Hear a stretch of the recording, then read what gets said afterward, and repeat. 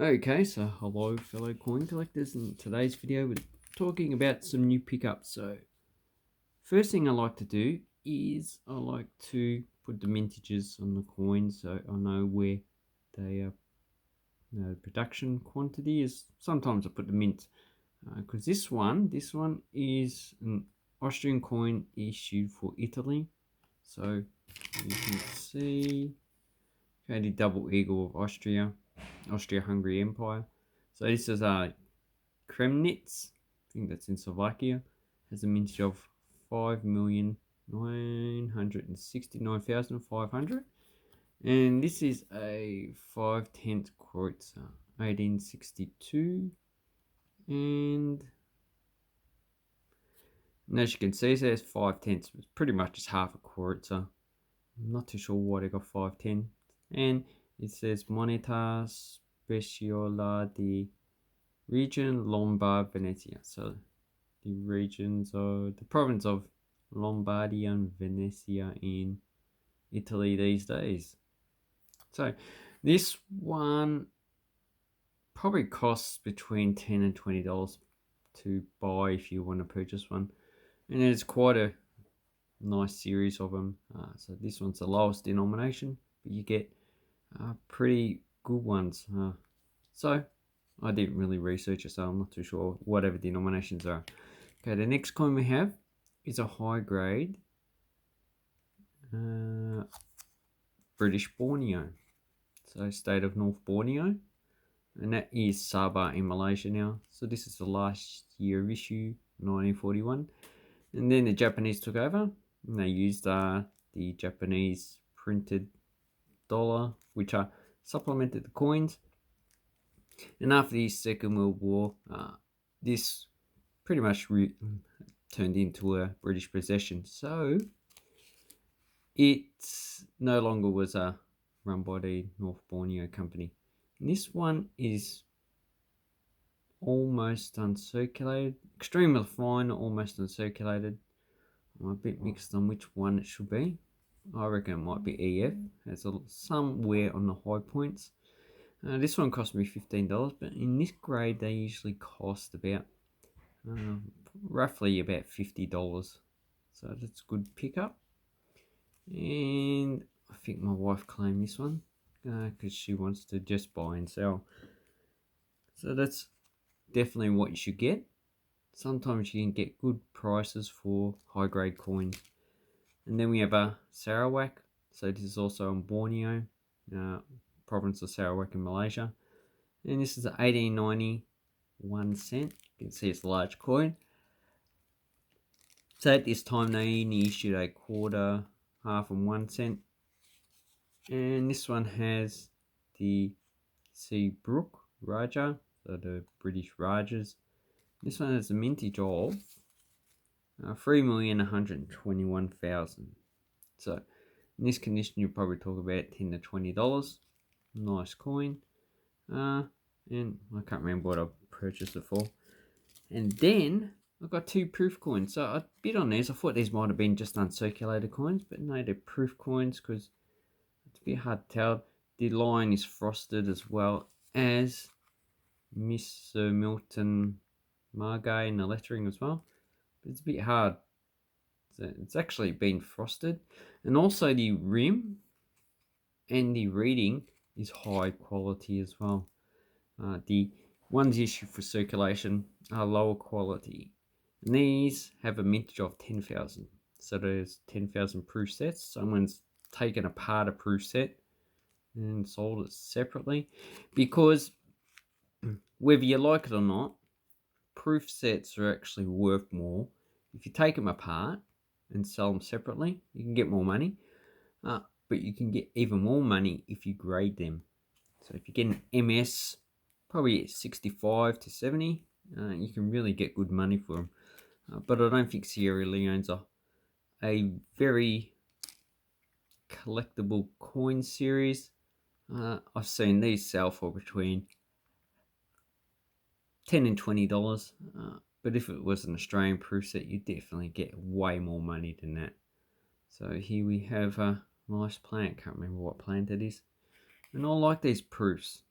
I know Hazza, if you ever check out his channel, he likes proof sets as well, so maybe he would like those. Then we have some UK coins. So these are probably very fine condition. 1886, a mintage 7.7 million. This is the bun head. So she has a little bun at the back of her head. And it's a Queen Victoria. Nice coin. Then we have a... Oh, maybe I should take them out of these flips. Or move the light around. Okay, so 1884. And yeah, that one's probably VF condition as well. Not bad. Worth about $5 to $10, same as the florin. And here we have a 1933. It's a mintage of 5.5 million sixpence, so this is 50% silver. It's probably VF condition as well. See a lot of wear on the oaks. That's quite nice. And you can still see detail in the hair, so it's a very good grade. So these ones cost between $5 and $10 as well. Then we have some other coins. So here we have some Lebanon.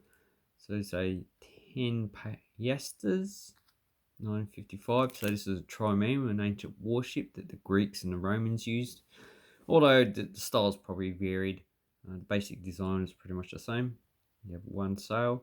You've got oars, so they had slaves for all in the oars. And here with the Lebanese Cyprus in Arabic. So these coins cost between $7 and $10 in uncirculated condition. So that's quite nice. And these two I got for I think about $3. But you buy them for between $3 and $7. These are also 955, 1 piastres, and these have the hole in it. Not bad. I quite like these coins. So I did keep one. But the other one, I don't know why I purchased two, I just did. So the other one I'll probably just relist it back. Then we have a coin I don't have. This is a Samoan coin. Oh, sorry, I forgot. The mintage of those ones is 4 million. 41 piastre. And 6 million 10 piastres. So when you get over a million, the grade and the collectability of the market, I mean how many people collect them, is really important for price. So then we have a Samoan with 80,000 coins minted, so it's a 1967 50 centi. So got Lima Sefulu Seni. Here's the coat of arms with the Southern Cross. So the same Southern Cross as Australia and New Zealand use. And they didn't issue any coins up until 1974. And here we have, let me zoom out a bit. Maliota Tunamafili Second Samoa I Sisifu. So that just means Western Samoa, that part there. Quite nice. These ones cost at least $10 to $20 to get in pretty much uncirculated condition. You can see it has reading, then it has interrupted milling, reading. So reading and milling are the same word, pretty much, except they spell it differently. Okay, then we have a high grade, so probably extremely fine, almost uncirculated. 52 from South Vietnam, 20 million minted. And this is the last of this issue, 1963. So these ones cost between $5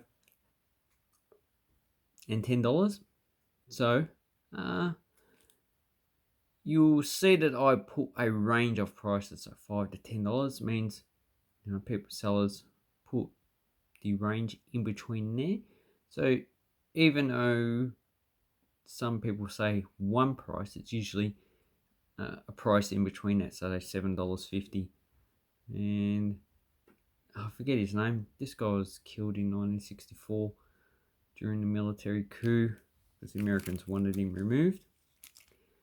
Then we also know South Vietnam. I'm just fascinated with the currencies. There's a 5 dong from 1966. And I got 3 10 dongs from 1964. So the interesting thing is that your 10 dong was issued in 1964 and the first 5 dong was in 1966. So there's a 2-year difference. So I would say 10 dong was probably also still issued as a banknote up until 1966, as well as the 5 dong.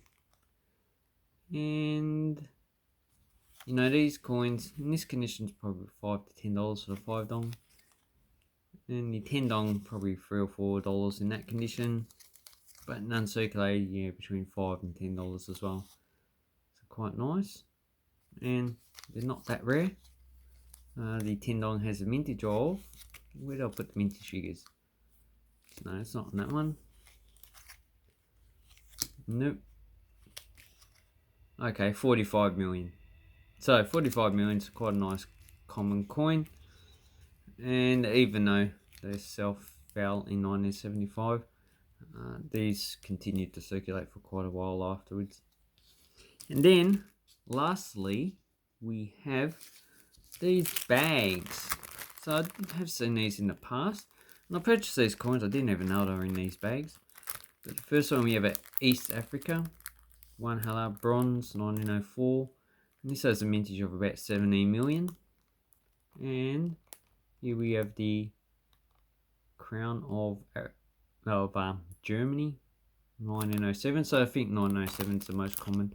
And on this side, I'll get it up, got the 1 hella. So it was 1 rupiah equals 100 hella.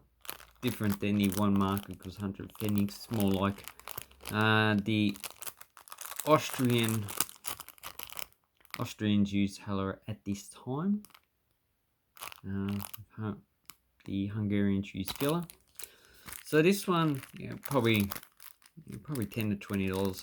You can see the price of $1.15. So this must have been in the 60s or 70s. These were made. I'm not too sure. So the packaging is starting to fray. So it's starting to break down. So quite nice. Then we have another one, $2.25 Portuguese India, 6 escudos. So 1959, they changed from the rupiah to escudos. No idea why.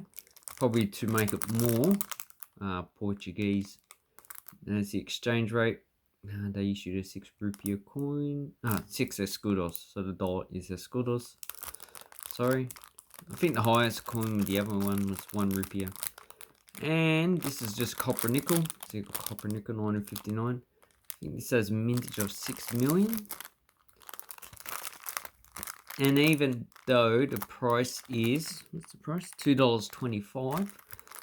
You'll probably be paying about $10 to $20 for one of these now. So obviously that is the value, probably back in the 60s and 70s, as I said before. And the last one I have is a Zambia 1 penny. And this has a hole in it, bronze. You can see the other side, so the glue has done something to the coin.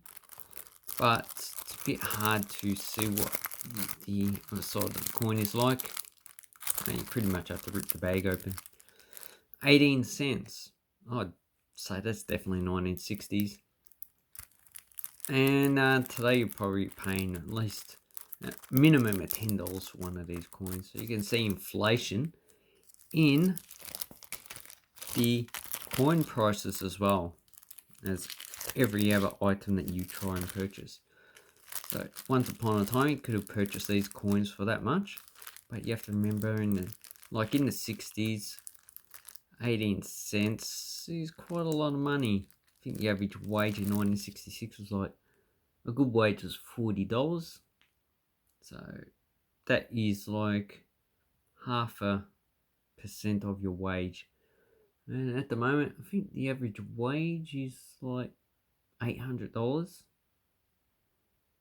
So that's like $4 now. Pretty interesting.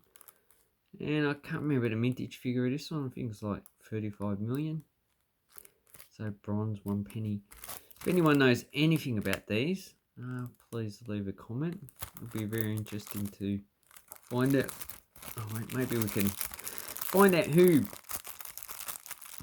produced these. I'd say they're probably just various coin shops. But I reckon that's really not viable for a coin shop to produce stuff like that. Probably a large company that was selling these in bulk. So anyway, here's where I leave the video. Thank you very much for watching. Let me know which coin was your favorite. For me, it's probably these proof sets here. I quite like them. Anyway, thank you very much and have an awesome coin and banknote collecting time. Thank you and goodbye.